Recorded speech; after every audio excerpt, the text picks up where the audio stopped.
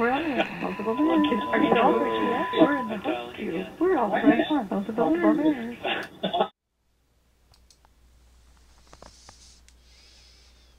Assalamu alaikum. Since the dawn of our species, we have sought to negotiate toward our desires and needs with practical forces and personal agents we could recognize. By and large, and especially on a social scale, this included the development of science and pact-making with gods, tutelary spirits, totem animals, and the dead as we could conceive of and interpret them. Whether establishing a rendezvous in our ordinary world, making a connection between or delivering something or someone to a world beyond, the transactional nature of that relationship has seemed reasonable and beneficial to many of those who sought it out. What was given or traded varied, but the fact that something was conceived of as offered and accepted by the agent of negotiation is plainly apparent through human history. Many cultures have instructed on and supposed the nature and importance of the personal essentiality or soul, whether a holistic reference to an animate being, composed of a transphysical fluid or gas, or comprised of one or more special key elements that were, especially human, life absent it. This would render it at least mindless and potentially devoid of any value. Once they presumed the separability of this soul from the obvious bodily organism, this enabled them to offer it up during life, or as part of a post-mortem evaluation, meriting punishment, reward, or a special future lifestyle. Granting an interest by entities in the collection of these souls, the trade or sale of them for compensation has garnered conventions and standards, complete with modes of communication and terms of conclusion. Stories of their risk, barter, and loss provide endless incentive for those who predestine them to the care of their deities. This video piece appears in a location whose character is Satanist and rationally self-interested. In combination with being convinced of having the option to sell an impartible essence for something of comparable value, it should be understood that the significance and effects of this are likely to vary, and the methodology described here stems from my interests and background.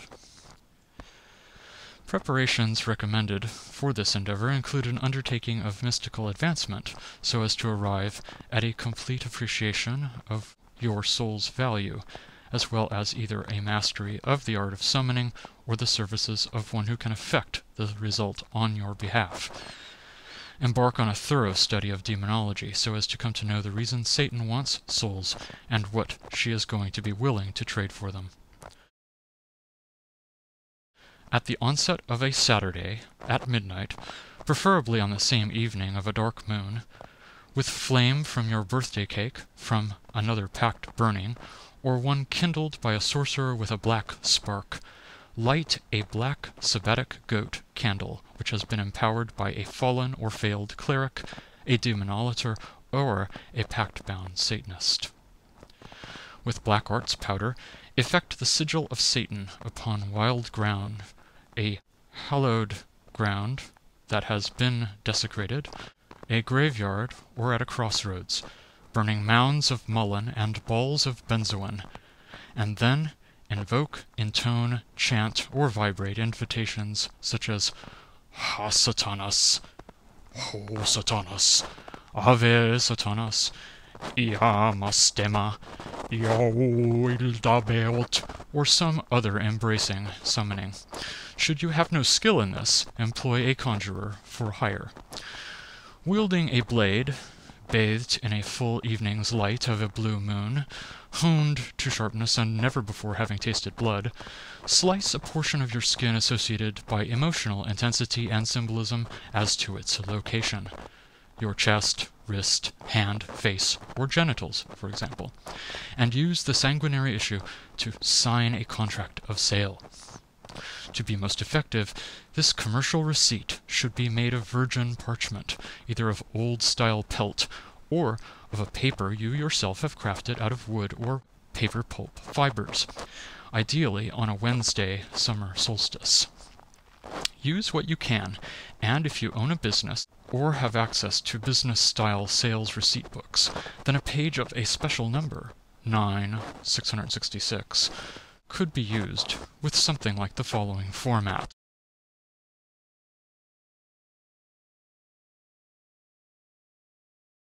Be sure that the desired price is something that seems just out of reach for ordinary results, but logically possible given luck and diligent effort.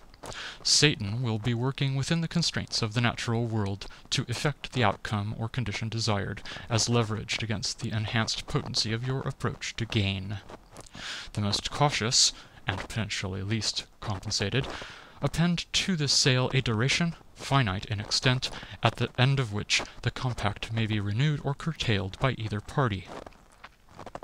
With an intensification of intonation, and holding in mind the notion and intention to act on behalf of Satan herself, provide her signature also to this bill, the mark of the devil. Allow the intonation to dwindle to the force of a whisper, staunch any continued bleeding, leave the effulgent incense to consume itself, retain the pact in an embellishing or sacred container, and secure from it a sliver for an amuletic charm of protection, assurance, promise, and achievement. Wear this on Tuesdays, Thursdays, and Saturdays, and occasionally on celebratory Sundays. Store the pact itself in a wooden box or piece of furniture, preferably surrounded by symbolic items related to devilry and demons, witches, and fluttering, creeping, and crawling things of the night and soil. Immediately set to pursuing the terms of sale, and have no concern about the loss of your soul as such. Realize that, as a Satanist, your soul is in good hands, and your contracted arrangement is the best for all concerned. Anticipate that this has the capacity not only to transform your life forever, but also to fulfill all of your wildest dreams. Those who treat the sale of their soul with gravity and sincerity, perfecting the skills necessary to bring it to fruition, and negotiating properly for due compensation based on its actual value, will find the arrangement most conducive to their lasting happiness. This is Troll Towelhead signing off from the fringes of cyberspace. Miasto, o, server,